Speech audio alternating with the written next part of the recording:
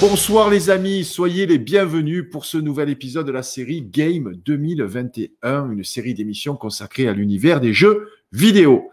Ce soir, 6e épisode, on va parler des grands créateurs de jeux. Entre la narration et le game design, y a-t-il une limite à la création? Est-ce que cette industrie du jeu vidéo est plus créative que les autres industries du divertissement? Pour répondre à ces questions, j'accueille notre spécialiste en la matière, Nicolas Augusto. Bonsoir, salut Nicolas. Gilles, ça va et toi? T'as passé une bonne journée? J'ai passé une journée super remplie. Écoute, je ne vois pas passer les heures. J'ai tellement Pareil. j'ai tellement de projets. Et toi, tu as aussi des projets que tu as mis en place récemment, notamment une chaîne Family Stream sur Twitch. Tu peux nous en dire deux mots Exactement. avant d'attaquer l'émission? Ouais, bien sûr. En fait, l'idée, c'était, tu vois, on nous demandait beaucoup de revenir un petit peu sous un autre format. On a beaucoup fait YouTube pendant longtemps, on continue, hein, mais Twitch, forcément, c'est imposé parce que, tu vois, c'est une plateforme que tout le monde parle. Elle est plutôt jeune, mais on s'est dit, on va relever le défi, et puis on s'est dit, allez, on y va. Et l'avantage de Twitch, j'ai envie de te dire, c'est qu'en fait, tu peux faire plein de sujets un petit peu plus léger. Alors, pas forcément dans le fond, hein, parce que moi, je fais quand même quelques sujets vraiment très pointus, mais dans l'attitude, il y a quelque chose d'un petit peu plus cool dans Twitch, et ça nous permet justement, tu vois, on fait du jeu vidéo, du fond, j'ai des invités dans le milieu du jeu vidéo aussi qui me rejoignent Ouais. tous Tu les fais 15 même de la jours, tous les cuisine, jeudis. du super cooking party japonais. Exactement. Ah, je vais voir Exactement. ça avec Alors, grande attention. c'est le début, hein, on a des soucis techniques, on fait des réglages, c'est vraiment le début de la chaîne. Mais j'ai envie de te dire que c'est ça qui est cool, c'est que tu vois, tu apprends sur le tard. Et comme tu disais, je fais de la cuisine japonaise parce que ça fait 2 ans que je travaille avec un chef dans la cuisine japonaise. Donc je me suis dit, tiens, ça va être l'occasion de partager. Et puis vu que je connais bien la culture japonaise, je me suis dit, allez, on y va. Donc je leur ai fait ce qu'on appelle un kaiseki. Donc c'est un ensemble de plein de petits plats Ouais. lundi soir, donc c'était hier. Et franchement, on s'est régalé. Nous, on s'est régalé, on a tout mangé. Mais c'était, voilà, c'est plein de petites portions, plein de petits légumes, un petit peu de maquereau.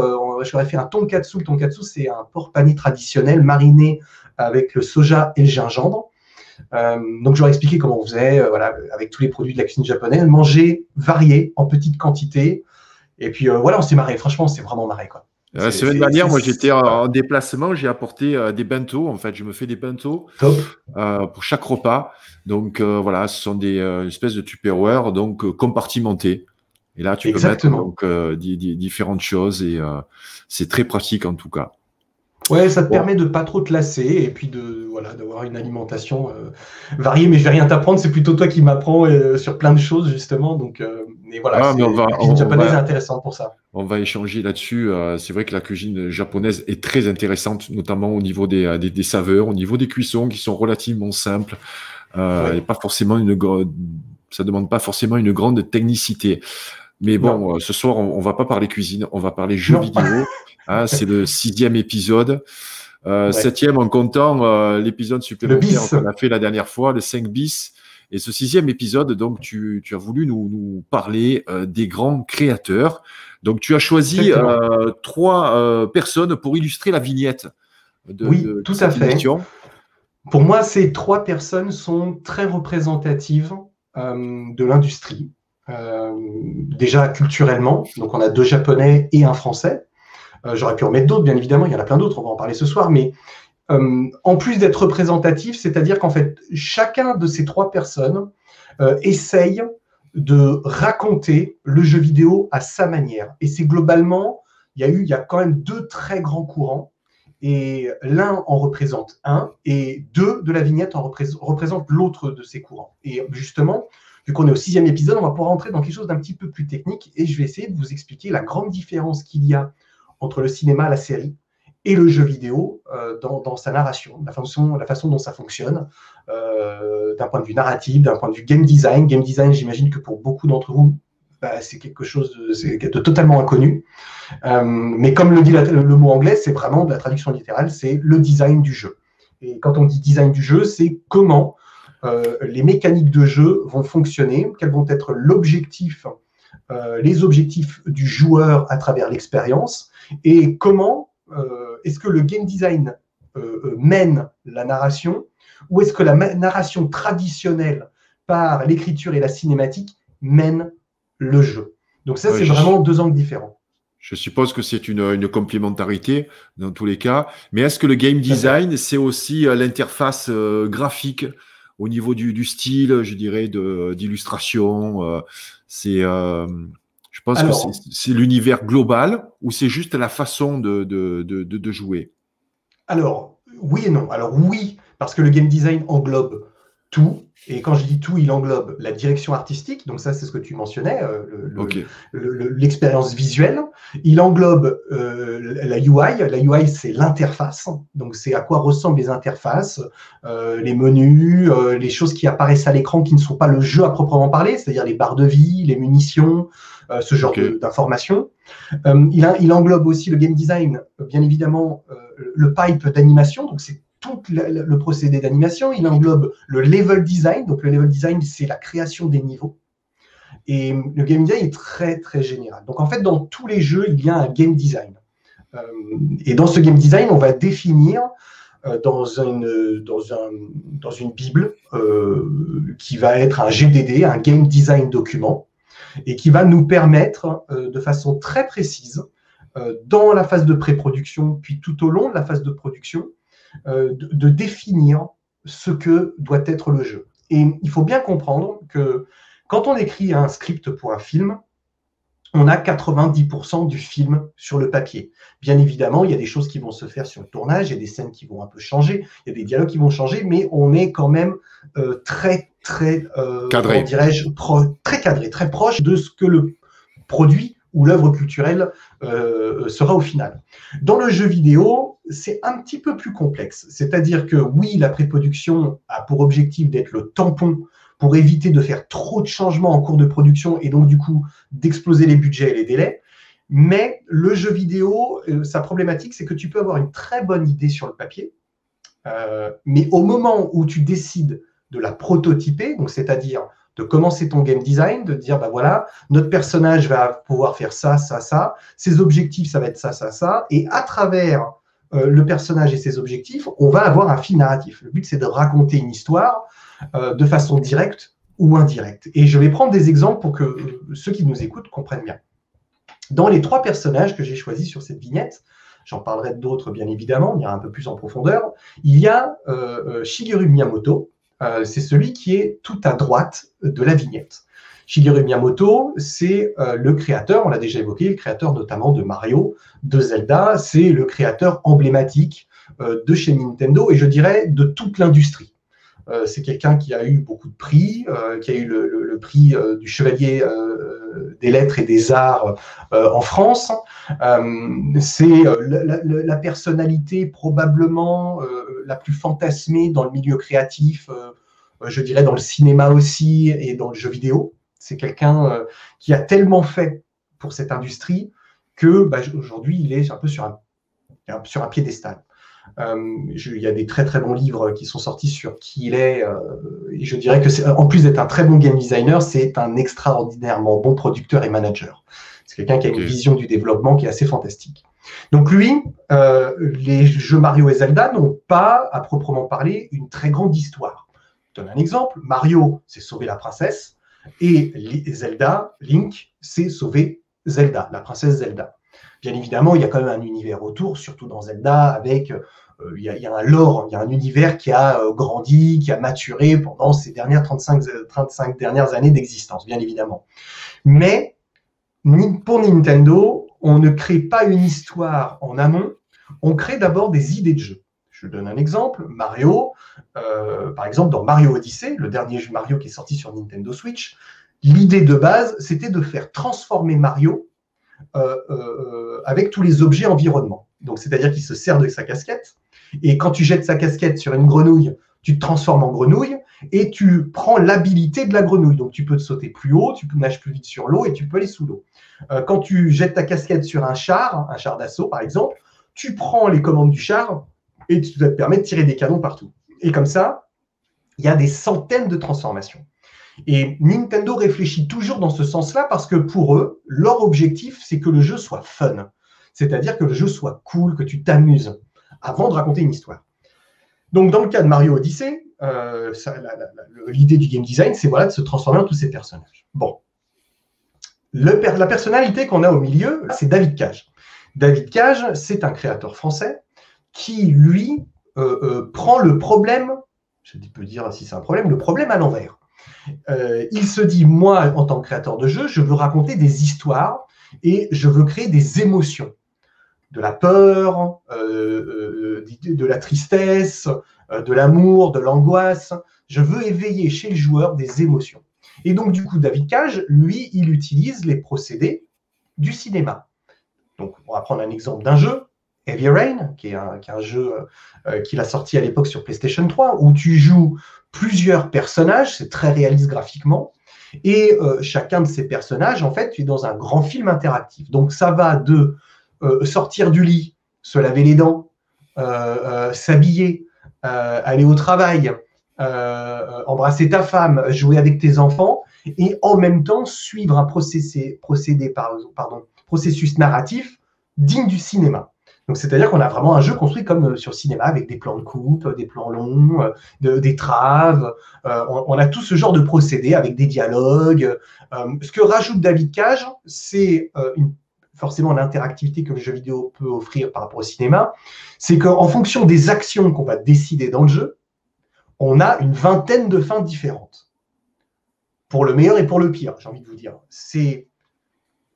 Je dirais que sur Heavy Rain, c'est bien écrit, mais nous ne sommes pas tout de même d'un point de vue cinéma. On n'est pas dans la qualité du cinéma, on n'est pas dans les très grandes productions, par exemple, de Michael Mann, pour citer Michael Mann. Ouais.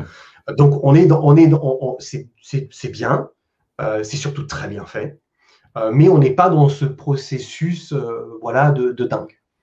Ensuite, il y a la troisième personne qui est tout à gauche, si je ne dis pas de bêtises sur la vignette, qui est Hideo Kojima, qu'on a déjà mentionné. Voilà, merci Gilles de remettre la vignette, je ne me suis pas trompé. Donc Hideo Kojima qui est tout à gauche, qui lui est le papa de Metal Gear et notamment du dernier jeu sorti, Death Stranding.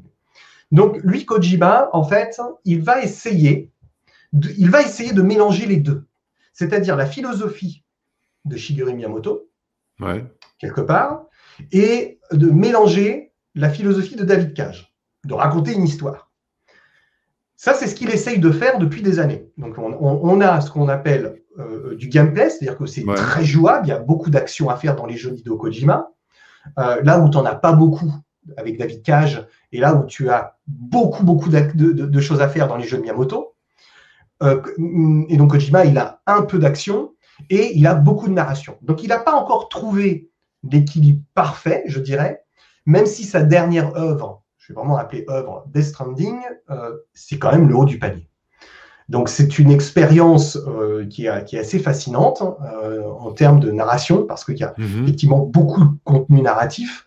On raconte des choses assez incroyables, avec une Amérique à l'abandon, un monde à l'abandon, et on va jouer ce personnage de Sam qui va essayer de renouer avec cette Amérique à l'abandon. Et en fait, tu traverses des paysages totalement déserts.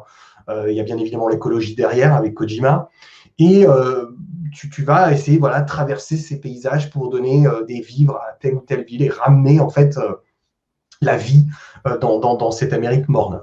Et bien évidemment, il y a une partie très paranormale avec un upside down, avec un monde totalement, je ne veux pas trop spoiler pour ceux qui n'ont pas fait, mais avec un monde totalement lugubre, avec beaucoup de paranormal, des fantômes et tout. Et tu apprends que l'humanité a fait des recherches dans des domaines qu'elle n'aurait pas forcément dû faire, qui ont créé justement des effets secondaires, comme tu les découvres dans Death Stranding. Et ce qui est très fort, c'est que Kojima arrive à cet équilibre. Cela étant dit, d'un point de vue gameplay, game design, on n'est pas dans le haut du panier tout de même. La narration prend le relais, parce que la narration, elle est plus facile quelque part. C'est-à-dire que tu as un script, tu as des bons comédiens, tu fais de la motion capture, tu as des bonnes idées, tu sais comment mettre ça en scène et tu arrives à faire des trucs bluffants. Kojima est très, très fort là-dedans. Donc voilà, c'était tout ça pour faire un petit topo de ce que offre le jeu vidéo, et ça dans différentes sphères, donc dans les sphères très grand public, mais dans les sphères aussi indépendantes qu'on a déjà vu la dernière fois.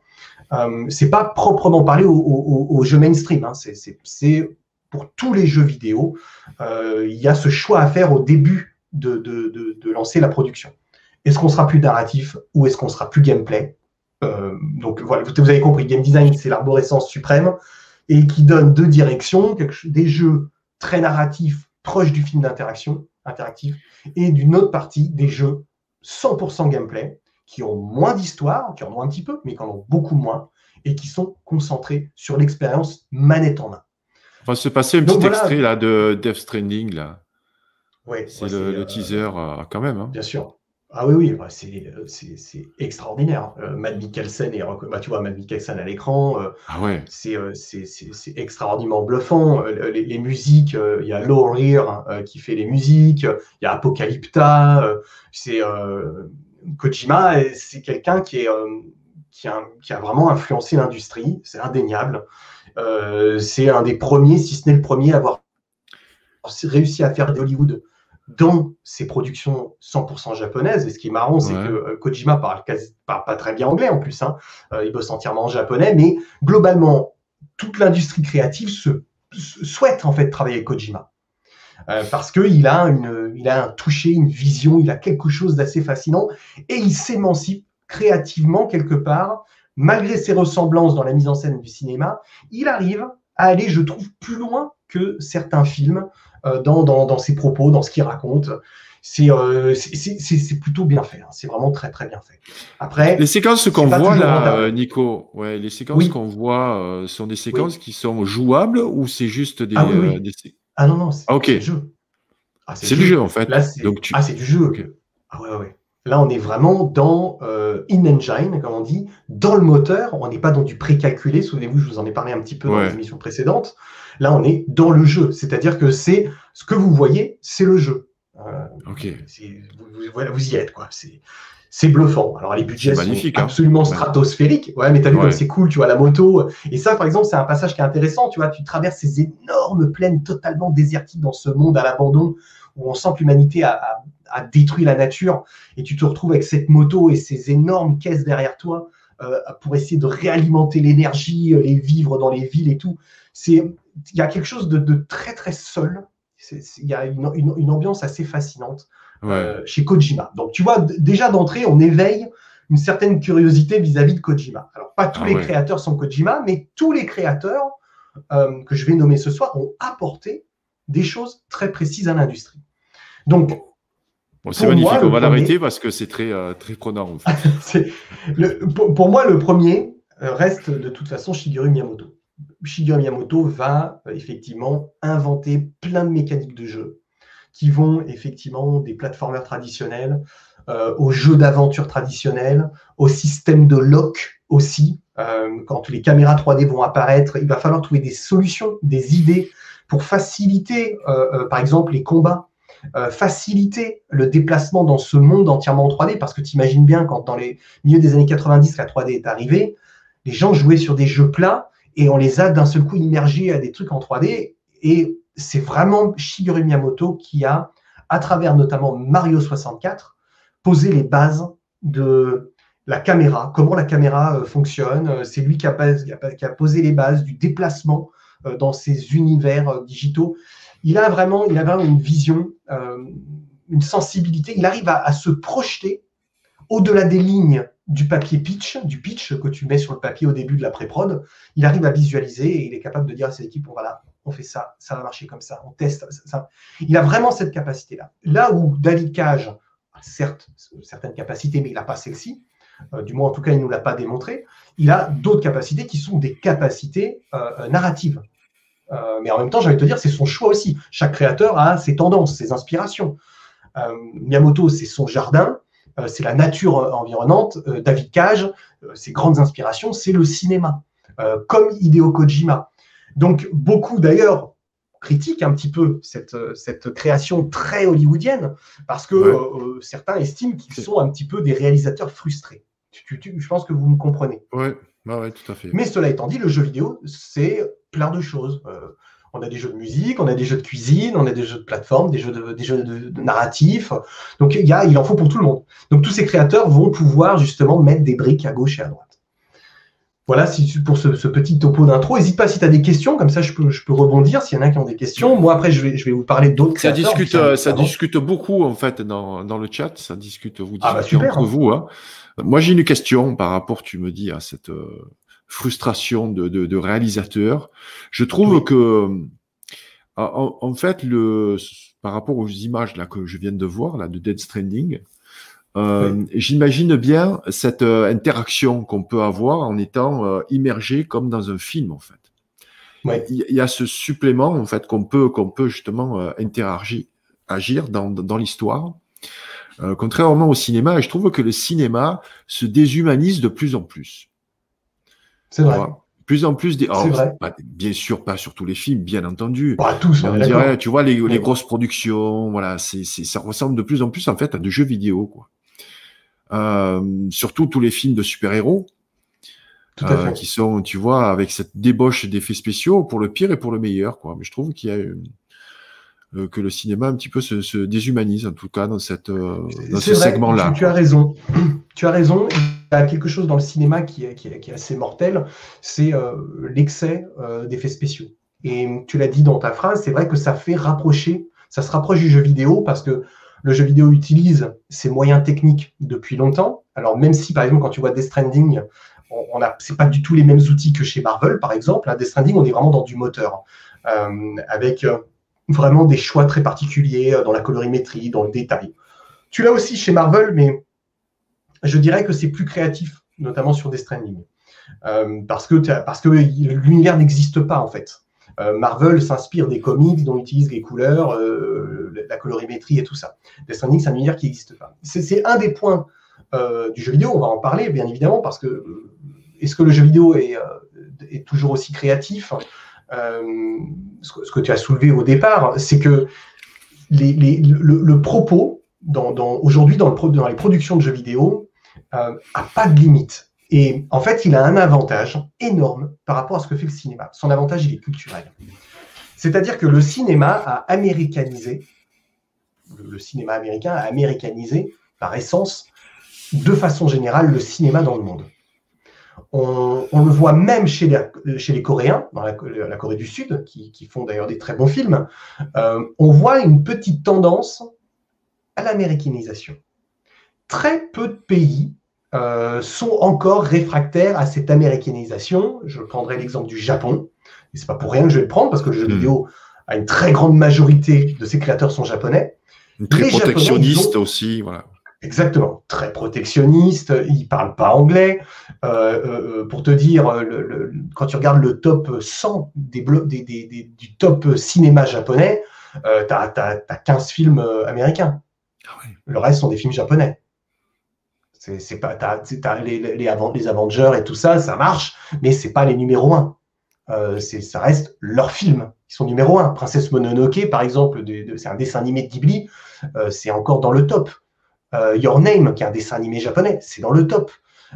Les Japonais, et ça, je vais essayer de casser un code ce soir, l'esthétique visuelle, pour les Japonais, c'est extrêmement important parce qu'il y a une création, mais ça ne les empêche jamais d'être dans un propos très profond.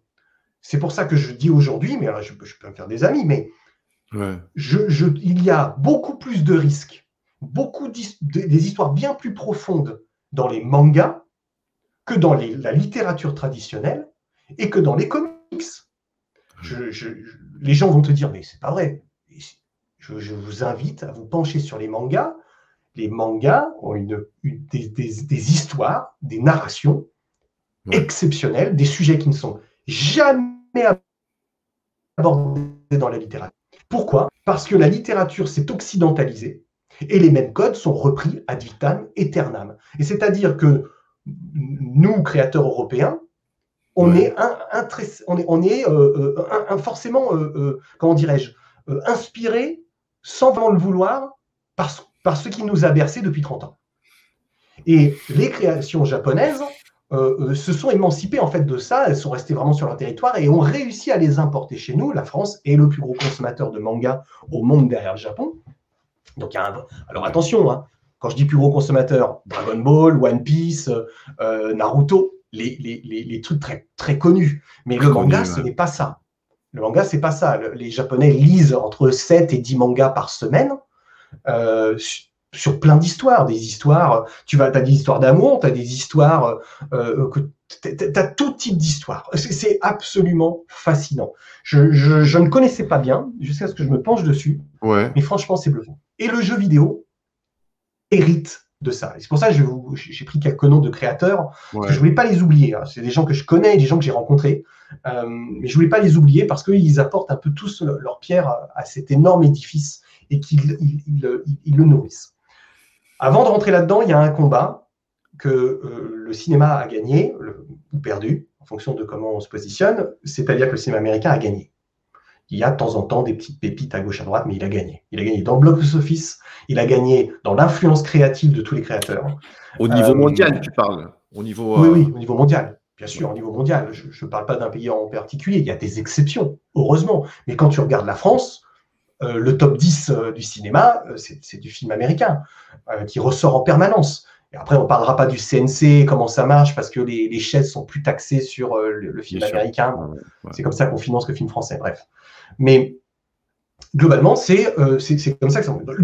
Dans le jeu vidéo, il y a encore ce combat entre l'Occident, l'Amérique, les productions américaines, et le Japon. Les Japonais ont failli perdre. Vraiment, ils ont failli perdre à l'époque de la PlayStation 3 et de la Xbox 360. Ils ont failli perdre. Ils n'étaient plus à la page techniquement, ils avaient du mal. Les Américains, comme à leur habitude, avaient réussi à gérer la technique, c'est-à-dire les moteurs que je vous ai évoqués. Donc, ils avaient des super programmeurs. Ils avaient réussi à prendre le pas des nouveaux moteurs. Et les Japonais ramaient. Et puis, comme les Japonais à leur habitude, ils sont un peu lents. Ils ont regardé, ils ont réfléchi, ils ont appris et ils sont repartis de plus belle avec ces 10 dernières années. Et ils enchaînent globalement succès créatif sur succès créatif. Que ce soit chez Nintendo, en passant de Mario à Animal Crossing, à Zelda, à Strike Chain, Xenoblade, ou en passant chez Platinum Games avec Bayonetta, Nier Automata, Square Enix qui a aussi relancé beaucoup de choses, Sony qui a fait beaucoup de choses, même si Sony, on l'a déjà évoqué, ils sont devenus plus américains que japonais.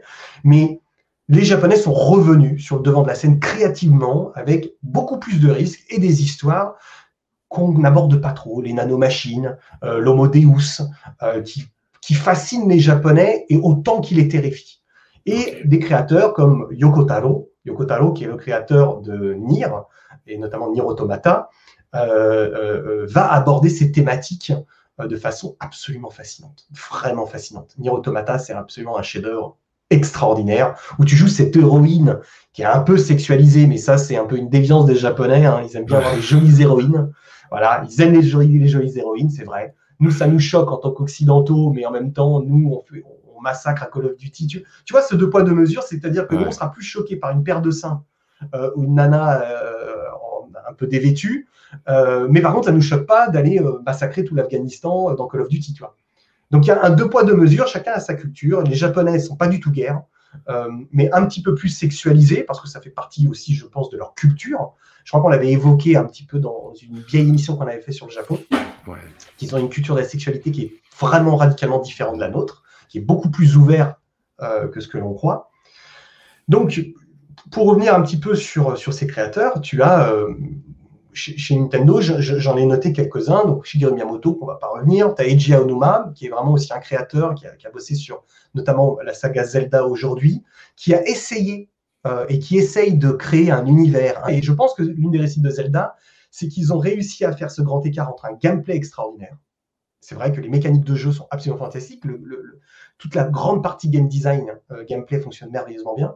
Et aujourd'hui, ils ont réussi à créer un univers qui fait fantasmer les joueurs. Parce qu'une des forces du jeu vidéo, c'est aussi de ne pas tout montrer, de laisser le joueur deviner. On n'a pas le même rapport. Un film, ça dure entre 1h30 et 3h. Ouais. Un jeu, ça dure entre 30 minutes et pour certains, 300, 400, 1000 heures. Ça dépend du jeu. Oui. Et donc, du coup, par exemple, World of Warcraft, tu vois, moi, je dois avoir 300, à peu près 300 jours de jeu. 300 Il n'y fois a pas de 24 fin, heures. ouais. Oui, il n'y a pas de Il n'y a fin. pas de fin. Parce qu'en fait, Donc, l'univers ouais. grandit. Ouais. Les développeurs le mettent à jour, rajoutent des contrées, rajoutent des donjons, rajoutent plein de choses dans un contenu narratif. Et donc, du coup, toi, le joueur, tu es happé par cette histoire qui continue, qui progresse. Et toi, tu fais partie intrinsèquement de cette aventure. Et ça, c'est vraiment une des forces. Le cinéma, une fois que c'est arrêté, ça s'est arrêté. Après, on peut en reparler. Je ne dis pas que c'est moins bien ou mieux ou moins bien. C'est pas mon propos. C'est simplement les grandes différences qu'il y a qu'offrent ces deux médias. Ensuite, tu as des personnalités qui ont aussi vraiment influencé. Par exemple, chez Nintendo, je pense à Yoshiaki Koizumi. Koizumi qui a travaillé sur plein de productions de chez Nintendo. Koizumi a beaucoup aidé dans cet univers, tel type de mécanique. Je parlais tout à l'heure du fameux lock. Tu sais, c'est cette gâchette que tu tiens où tu lockes l'ennemi. Et donc, du coup, tu tournes autour de l'ennemi et ta caméra, en fait, elle est toujours dos à ton personnage. Donc, en fait, tu vois toujours dans la bonne direction. C'est plein de petites choses qui ont permis au game design, en fait, de s'enrichir et de permettre à ce que les expériences soient le plus agréable possible et le plus facile possible. Parce qu'on reste quand même dans un monde qui n'est pas régi par les mêmes lois physiques que le nôtre. Tu vois ce que je veux dire? C'est quelque chose d'un petit peu particulier. Bien sûr. Ensuite, tu as un cas d'école que je voulais prendre, qui est Joseph Fares. Joseph Fares, qui est européen.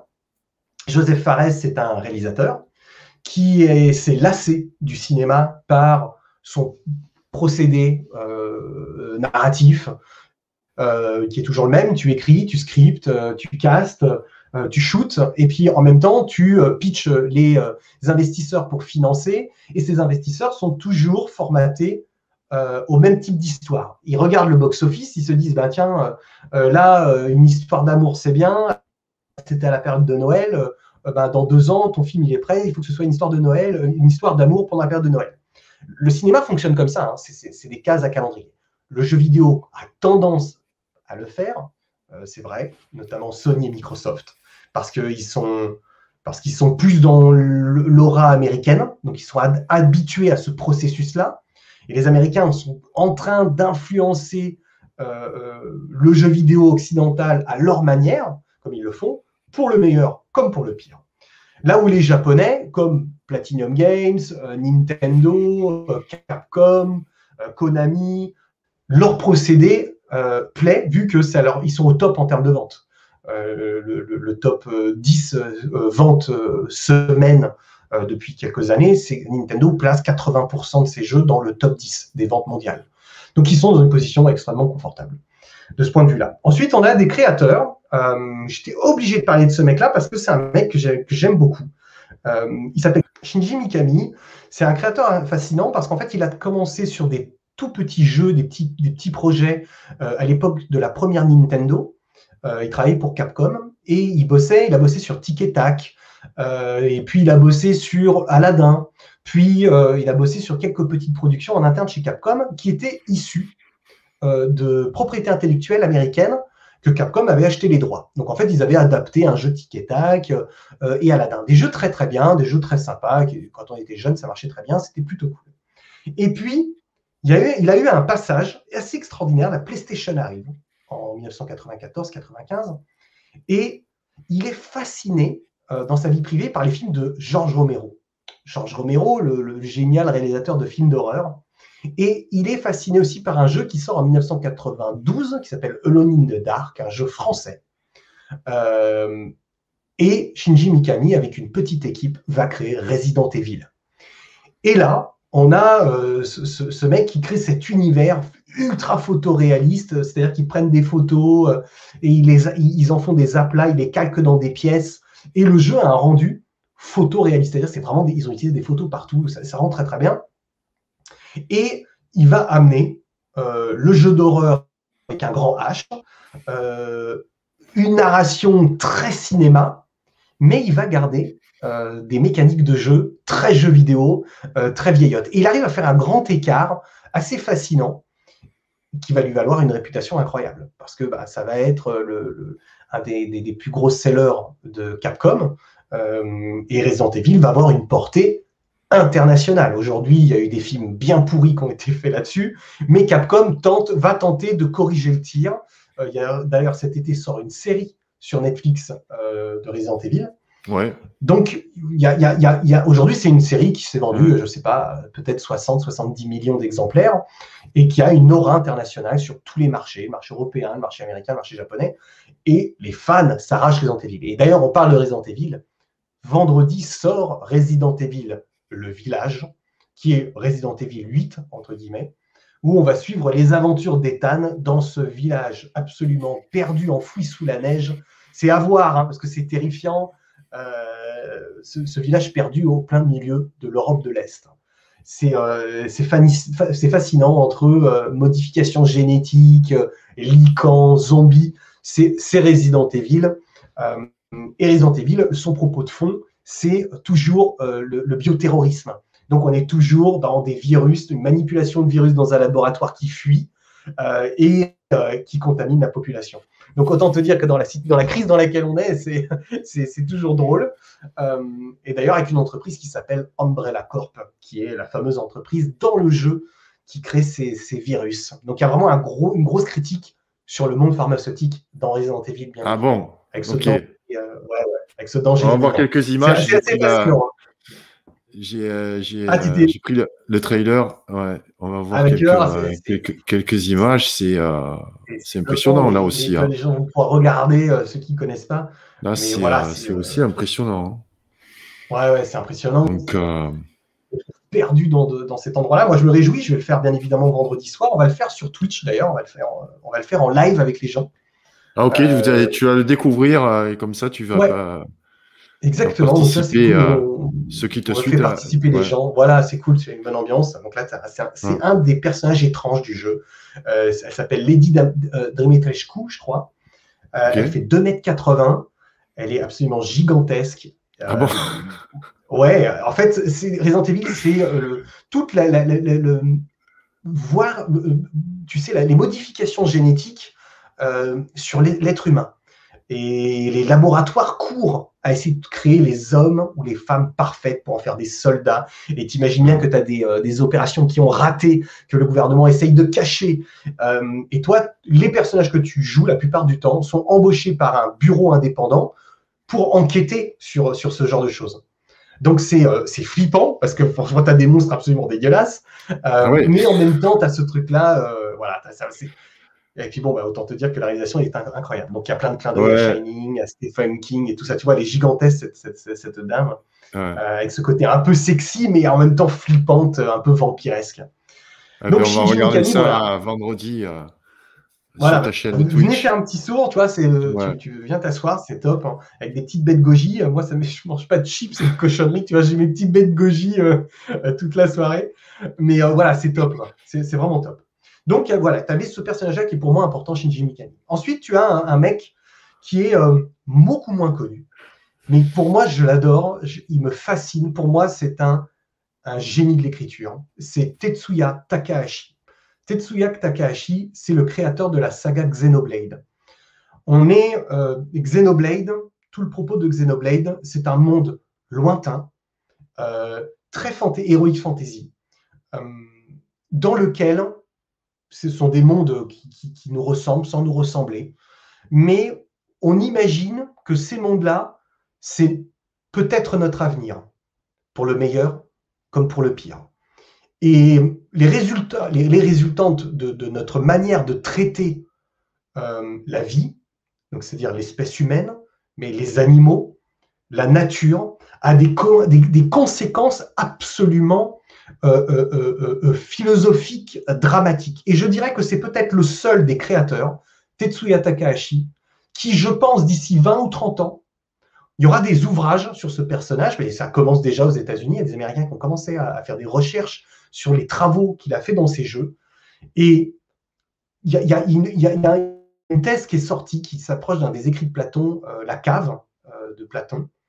Et Takahashi va encore plus loin dans la réflexion sur notre place en tant qu'espèce. Et Xenoblade soulève ça. C'est extraordinaire parce que quand tu vois l'esthétique du jeu, tu te dis, mais pas possible, ça n'a rien à voir. Si tu fais tourner Xenoblade Chronicles 2, tu vas voir, c'est un shonen, c'est graphiquement très coloré, mais c'est ce que savent faire aussi les Japonais, c'est que l'esthétique n'est pas forcément liée au fond.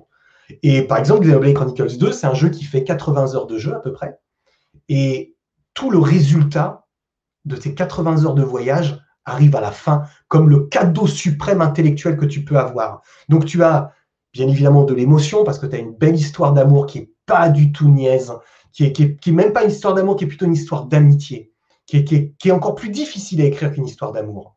Et cette histoire d'amitié qu'il y a entre ce personnage Rex que tu vois là, qui est un simple pêcheur, un pêcheur d'épaves. En fait, il récupère des morceaux de ferraille dans un autre monde pour essayer de les revendre et puis aider les gens. Donc, tu vois, tu es dans un monde dans les nuages et tu découvriras dans l'aventure que ce qu'il y a sous les nuages, très très loin sous les nuages, c'est peut-être un monde que l'on connaît. Donc, j'en dis pas plus pour ceux qui n'ont pas fait le jeu, mais voilà, c'est une invitation au voyage. Donc, tu vois, on n'est pas du tout dans quelque chose de réaliste. On est dans quelque chose d'onirique. Donc, ça, c'est Omura ou Pira. Elle est un petit peu sexualisée, c'est vrai. Moi, je la trouve belle. Elle est bien dessinée. Le dessinateur qui est derrière, c'est Tetsuya Nomura, qui est un dessinateur hors pair, qui est un mec qui a un coup de crayon incroyable. Et tu tombes amoureux de ces personnages qui ont une belle histoire. Moi, je trouve que c'est fascinant. Tetsuya Takahashi, c'est son 3e jeu, 4e jeu vraiment. J'exagère. Il en a fait une petite dizaine quand même. J'exagère parce qu'il a commencé avec Xenogears. Et d'ailleurs, il a mis la barre tellement haut avec Xenogears. Mais voilà, c'est un jeu fantastique. Donc, c'est ce qu'on appelle un action RPG. Donc, c'est un jeu d'action avec des combats, des monstres. Tu fais du leveling, un peu comme dans World of Warcraft, dans tout ça. Mais c'est ultra narratif, avec plein de personnages de toutes les couleurs qui représentent des bords politiques. On est toujours dans le gris. Ça, Gilles, c'est la grande force de Takahashi, c'est qu'on est dans le gris. On n'est pas dans le tout blanc, on n'est pas dans le tout noir, comme on l'a tout le temps, on est dans le gris. Et les frontières, ce mélange varie. C'est fascinant. Alors après, je sais que toi, tu as une communauté qui est aussi intéressée, qui suit ça. Les Japonais n'ont pas ce côté, tu sais, ils n'ont pas la même obsession ou pas des genres. C'est-à-dire que nous, pendant très longtemps, on a eu, je dirais, avec l'arrivée de l'Église, on a eu le genré, c'est-à-dire que l'hétérosexualité a été définie globalement à cette période. Pendant le paganisme, l'hétérosexualité et l'homosexualité étaient très floues, en fait, très très floues. Il n'y avait pas de... Là, je lisais un livre d'ailleurs qui était assez intéressant là-dessus, il n'y avait pas de barrière. L'Église a mis cette barrière d'hétérosexualité et d'homosexualité pour, encore une fois, le bon ou moins bon, peu importe. Je ne suis pas en train de faire un débat, mais l'Asie n'a pas du tout ça. L'Asie ne connote pas le genre. C'est pour ça que quand tu vas au Japon, des filles portent des habits de garçons, entre guillemets, et des garçons portent des habits de filles. Il n'y a pas du tout, c'est pas genré.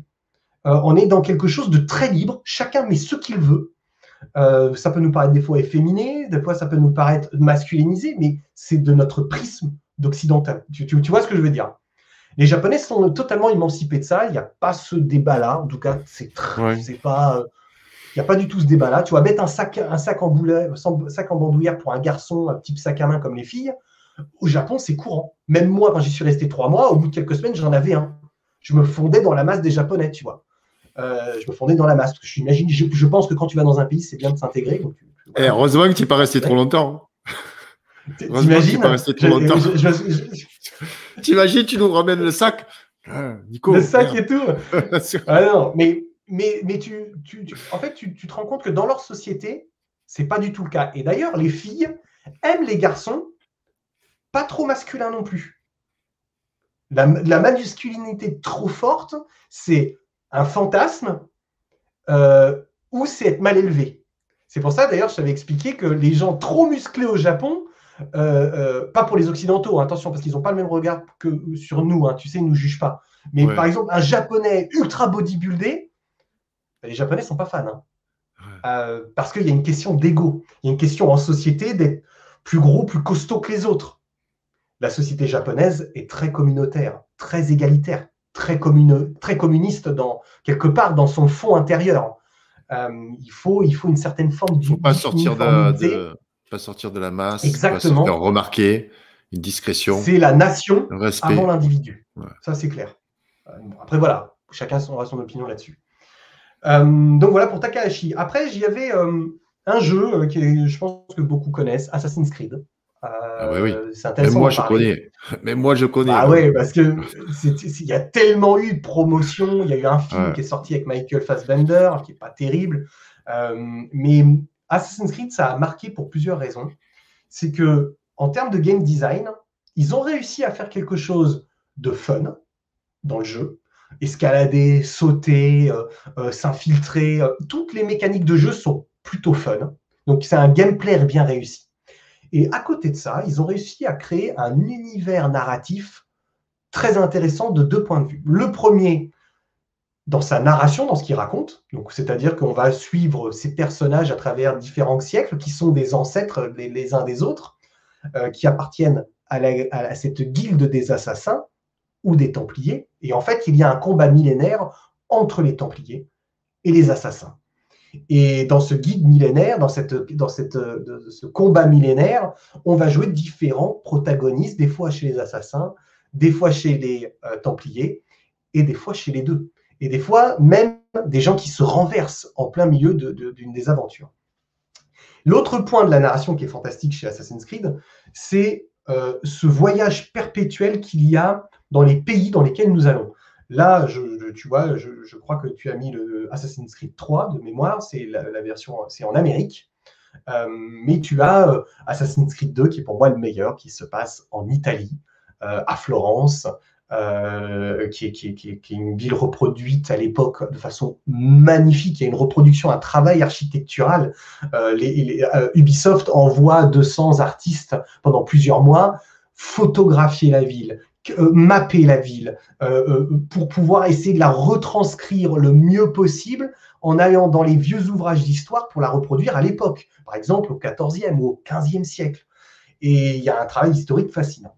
Alors, je te vois venir, hein. Il y a un petit bémol qui, moi, m'agace toujours quand même, c'est qu'on est quand même dans une reproduction historique dans l'histoire qui est des fois un petit peu... c'est l'histoire qu'on connaît, hein, c'est l'histoire des livres scolaires. Même si le jeu prend des libertés, notamment quand tu es un assassin, quand tu es Ezio Auditore, qui est le personnage principal de Assassin's Creed 2 en Italie, et que ton mentor devient Leonardo da Vinci. Donc, du coup, tu apprends plein de choses sur Leonardo da Vinci, ses travaux. C'est vraiment fascinant, c'est assez génial ce qu'ils ont fait. D'ailleurs, il y a un Assassin's Creed en France, durant la période de la Révolution française. Ouais. Mais c'est ce que je te disais, c'est que des fois, c'est un petit peu trop proche de l'histoire. On aimerait que des fois, ils aient un petit peu... que ce soit un peu plus subversif, c'est ça que tu veux. Un peu plus subversif.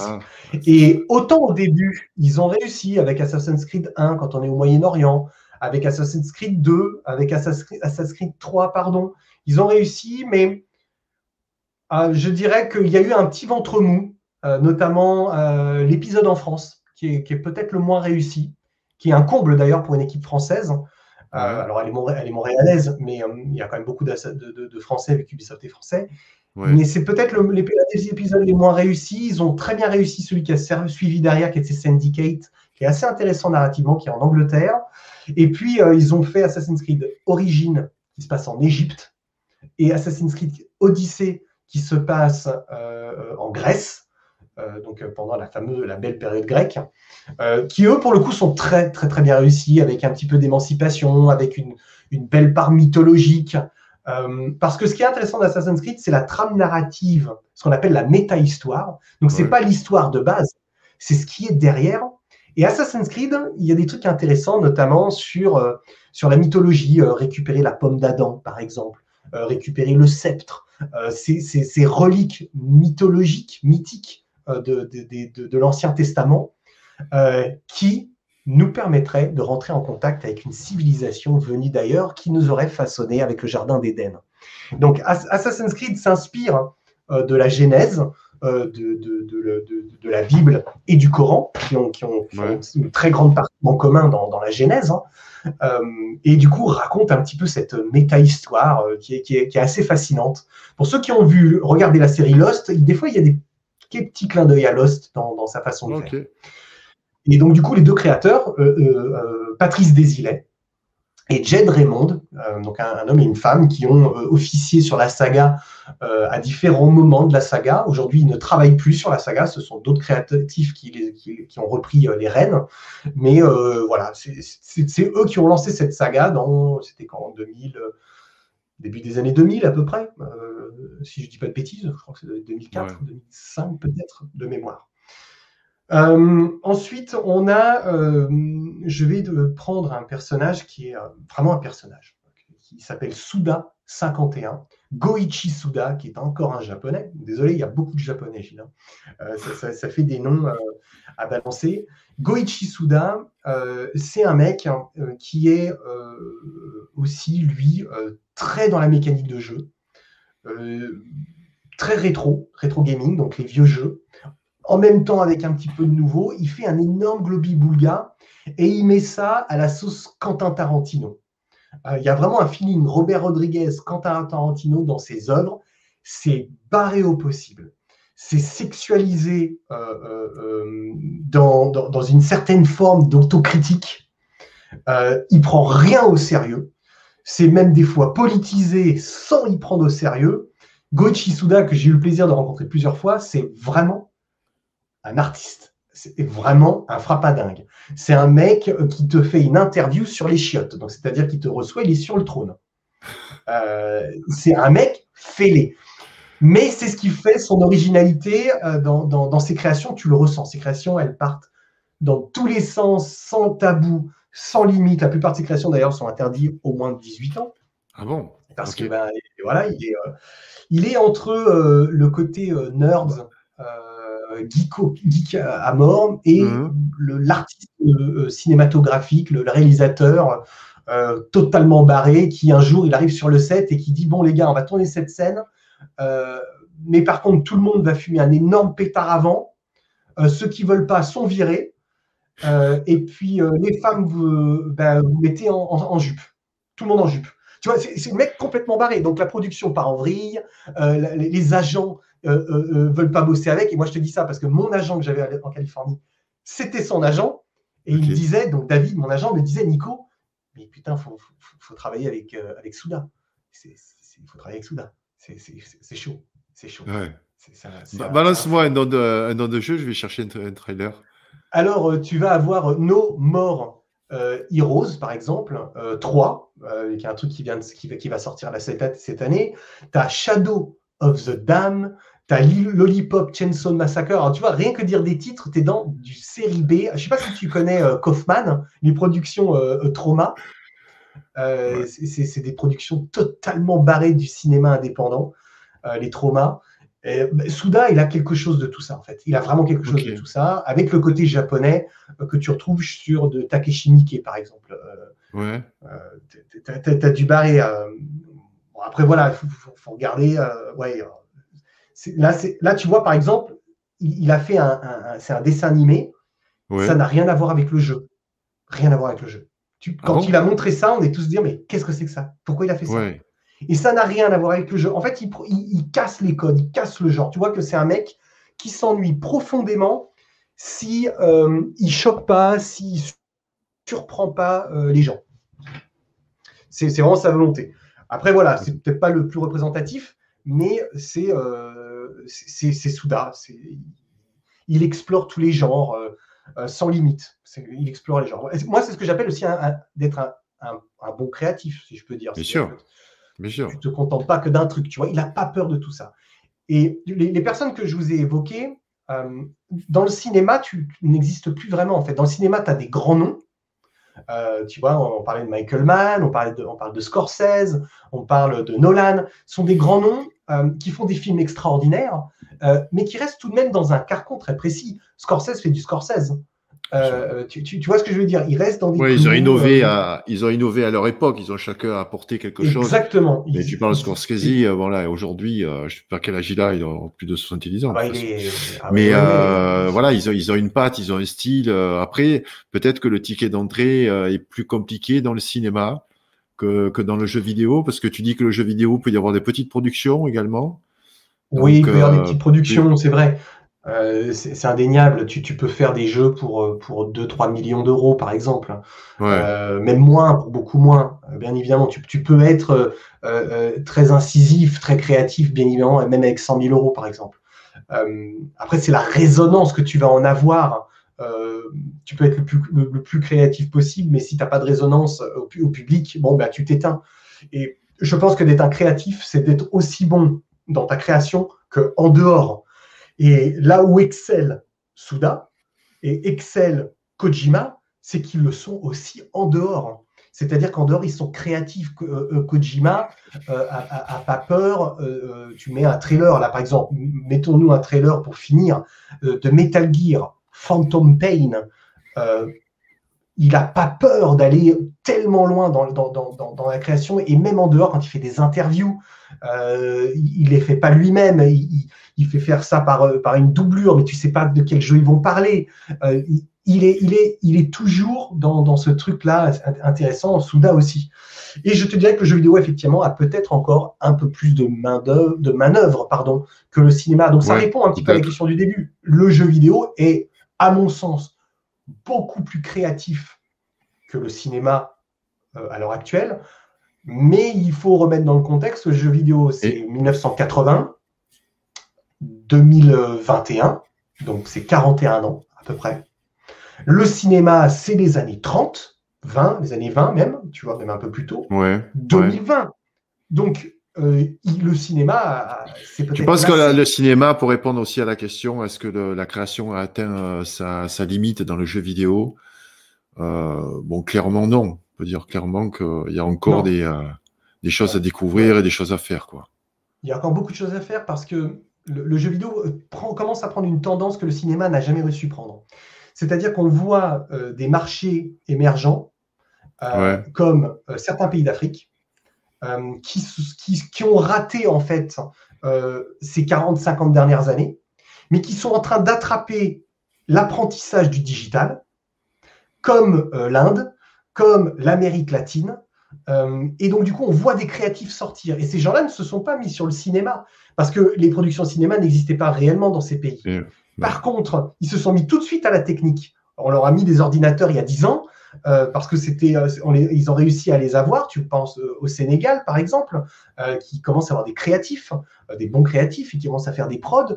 Je pense, le Pakistan, l'Inde, l'Amérique latine, notamment l'Argentine, le Chili. Il y a des très belles choses. Je pense notamment à un jeu Raji, qui est indien, si je ne dis pas de bêtises, qui a une très belle production aussi.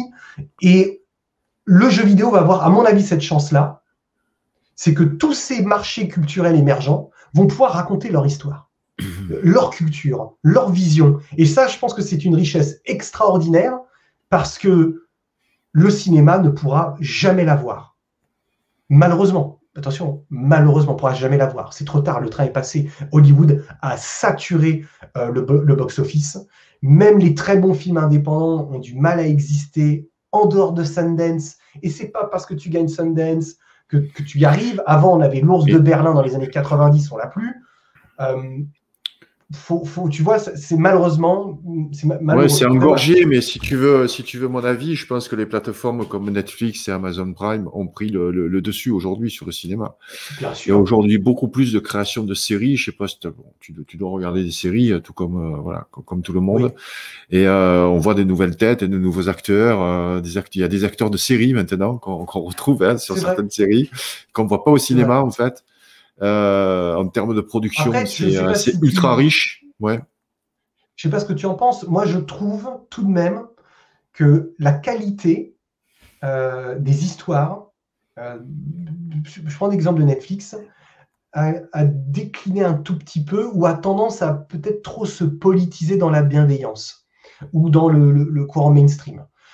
On a de temps en temps des darks, on a de temps en temps des trucs très bien, mais j'ai un petit peu peur. C'est pour ça, ça c'est vraiment j'ai été invité dans une émission pour parler de ça. Ouais. Je pense que c'est pas un modèle économique, on va dire, fiable d'un point de vue créatif. Et on l'a déjà vu, il y a pas mal de séries que Netflix a annulées par manque d'audience, ce qu'ils avaient au départ, qui est une contre-promesse. Au départ, c'était pas régi par l'audience. Ouais. Et pourtant, les séries peut-être les plus créatives, je pense à The OA ou à Sense8, qui avaient effectivement quelques connotations politiques, c'est vrai, mais qui racontaient quelque chose qu'on n'avait jamais vu, et ben se sont fait killer. Absorbés par des séries plus mainstream. Ouais, je constate ça également. Ouais. Et ça, moi, ça a tendance à m'agacer, je vais être honnête, parce que justement, on espérait que ces plateformes allaient s'émanciper de l'audience. Moi, j'ai vécu l'audience à la télévision quand on avait notre série. Alors, on a eu de la chance, on a toujours une bonne audience. Mais j'ai des copains à côté qui avaient produit des trucs, et puis les audiences, c'est la vie ou la mort. Hein. Oui. C'est la vie ou la mort. Ouais. Tu reçois le coup de téléphone le lendemain matin, ils ont eu leurs audiences, t'es killé. Et ça, Netflix, c'était la promesse d'origine. Et maintenant, on sent que... Donc, j'espère qu'Amazon, qui, eux, ont des moyens gargantuesques, tu vois, The Man in the High Castle, par exemple, n'a pas fait des audiences extraordinaires. Ils sont quand même allés jusqu'au bout. Donc... Ouais, je suis sur la dernière série. Je suis sur la dernière série. Génial, j'ai beaucoup aimé. Merci beaucoup, Nico. Merci beaucoup. Est-ce que tu as terminé? Merci à tous. Hein. Ben écoute, oui. Hein, après, okay. Ça permet. On parle de musique. Hein. Ah, génial. Ouais. Ah, c'est l'épisode que j'attends impatiemment. Tu as encore quelques minutes pour répondre à des questions? Oui, toujours. Allez, c'est parti. Toujours du temps pour toi et pour la communauté du Hit Club. Un petit mot sur Arkane Studio et en particulier sur leur chef-d'œuvre, Dishonored. Oui, Dishonored. Effectivement, c'est très très bien de l'avoir mentionné. Il y avait tellement de créatifs à mentionner. Mais Arkane Studio, qui est un studio lyonnais, qui est un super studio français. Pour être honnête, j'y suis allé les voir il y a quelques années avec Najib, avec un ancien partenaire. On est allé les voir. C'était un pot d'un soir. Et en fait, ils ont fait des jeux, ils ont fait Dishonored, ils ont fait plusieurs jeux, mais Dishonored 1 et Dishonored 2, c'est vraiment deux jeux très très particuliers parce qu'ils ont réussi cet équilibre que je mentionne au début de l'émission. Gameplay par le game design absolument parfait et narration absolument parfaite, avec des multi-choix. Ils ont réussi à faire quelque chose de très très intéressant. C'est effectivement aussi politisé, mais dans le bon sens du terme. L'univers est vraiment propre à leur création, et c'est vrai que c'est intéressant. Il y a un côté un petit peu steampunk, je trouve, dans le feeling de Dishonored. Quel régal de faire ces jeux, parce que tu peux les faire de tellement de manières possibles, et c'est ce qui rend le jeu particulier. Alors, ce que tu vois, c'est pas du jeu. Hein. Là, ça, c'est du pré-rendu, pré-calculé. Ah, ok. Donc, il y a ce côté un petit peu un peu faux que tu vois sur les visages, un peu plastique. D'accord. C'est l'avantage qu'il y a entre ce que tu voyais tout à l'heure, Death Stranding, qui a un côté un petit peu plus réaliste sur les visages parce que les textures in-engine sont mieux gérées que. Là, c'est du jeu, là. Non, c'est toujours pas du jeu. Ah, ok, c'est toujours pas du jeu, d'accord. Non, c'est pas du jeu. Ça, c'est vraiment une cinématique. Okay. Le jeu est un rendu un tout petit peu plus cartoonesque que ce que tu vois là. D'accord. Moi, je suis jamais très fan de ce genre de cinématique parce que elles sont faites toujours dans un objectif de marketing. C'est pour en mettre plein les yeux. Et puis après, une fois que le jeu est vu en vrai, tu dis c'est moins joli que la cinématique. Tu vois. Donc je préfère moi les gars qui te disent on te montre du jeu, on te vend du jeu. Mais ça, c'est un long débat propre au jeu vidéo, qui est un vrai débat entre les gamers. Il y a Michael qui fait une réflexion pertinente. Oui. Plus les investissements sont gros, plus il est dur de se passer du grand public. Exemple, Death Stranding. Alors Michael, tu as raison et tu as tort à la fois. L'exemple par Death Stranding, le budget a été stratosphérique et Kojima a globalement pu faire ce qu'il désirait. Là où tu as raison, c'est qu'effectivement le jeu n'a pas assez vendu parce que le jeu est trop connoté œuvre. C'est une œuvre. c'est pas un produit culturel. J'ai eu un long débat cette semaine là-dessus sur la différence entre produit culturel et œuvre. Pour faire très simple, un produit culturel est façonné d'un point de vue de ses créateurs dans un objectif de vente, d'accessibilité au plus grand nombre. Une œuvre, c'est un artiste avec son équipe, bien évidemment, parce qu'il n'est jamais tout seul, il ne faut pas oublier, qui va se passer de l'idée de vendre son œuvre. Il n'en a rien à faire que ça marche ou pas. Et il y en a encore. Beaucoup de petits, parce que les budgets forcément sont plus petits et moins risqués, mais tu as encore quelques gros qui tentent. Exemple, Yoko Taro, Nier Automata, Takahashi, Xenoblade, Death Stranding, Hideo Kojima, qui eux prennent des risques vraiment, alors appuyés par des gros. Tetsuya Takahashi avec Monolith, il est appuyé par Nintendo. Death Stranding, Kojima avec sa boîte Kojima Productions, il est appuyé par Sony. Et je disais Yoko Taro avec la boîte Platinum, ils sont appuyés par Square Enix. Donc oui, ils sont appuyés par un plus gros qui les finance. Mais on le voit, avec Yoko Taro, ça a marché. Avec Takahashi et Nintendo, ça a marché. Avec Death Stranding et Sony n'est pas satisfait des ventes de Death Stranding et ne renouvellera pas apparemment son contrat avec Kojima. Donc Kojima va devoir aller chercher un autre gros pour financer ses projets créatifs. En parlant de Kojima, Antoine dit que les trailers de Kojima, ce qui est fort avec les trailers de Kojima, c'est que tu crois à une histoire avec les trailers et au final, ça n'a rien à voir. Je dirais même Exactement. Que les trailers font partie de l'expérience. Et entièrement d'accord. C'est pour ça que je mentionne toujours les premiers trailers de Metal Gear Phantom Pain, qui sont des trailers à voir, ne serait-ce que pour les musiques choisies. Kojima a un sens de la musique très très développé. Tu regardes les quelques trailers, tu écouteras, tu verras celui de Low Rear pour Death Stranding. Il avait mis The People, je crois, pour Metal Gear de Phantom Pain, Garbage, je crois. Apocalypta aussi pour Death Stranding. Il avait fait venir exprès des États-Unis Harry Gregson Williams, le bras droit protégé d'Alzheimer, pour son premier Metal Gear. Il a un sens, la musicalité de la mise en scène. Et il a entièrement raison, notre ami, de dire ça, que tous les trailers font partie de l'œuvre de Kojima. C'est ça qui est marrant, c'est qu'ils sont marketing, bien évidemment, c'est un objet marketing, mais à la fois, il arrive à se servir du marketing comme étant un élément narratif lié au jeu, en fait. Et c'est ça qui est fort, c'est ça qui est bluffant. C'est ça qui est bluffant. Une dernière question pour toi, Nicolas, c'est d'Antoine. Est-ce que tu as aimé le remake de Final Fantasy VII ? J'ai l'impression que les talents de l'époque ont disparu quand on voit les nouveautés, un jeu en dents de scie pour moi. Alors, je vais répondre à cette question très simplement. Je n'ai pas fait Final Fantasy VII Remake. Voilà. Je l'ai dans ma to-do list.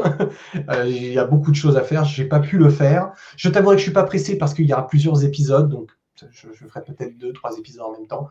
Donc non, je n'ai pas malheureusement le fait. Mais tu as raison sur les créatifs. Beaucoup de créatifs ne sont plus là. Hein.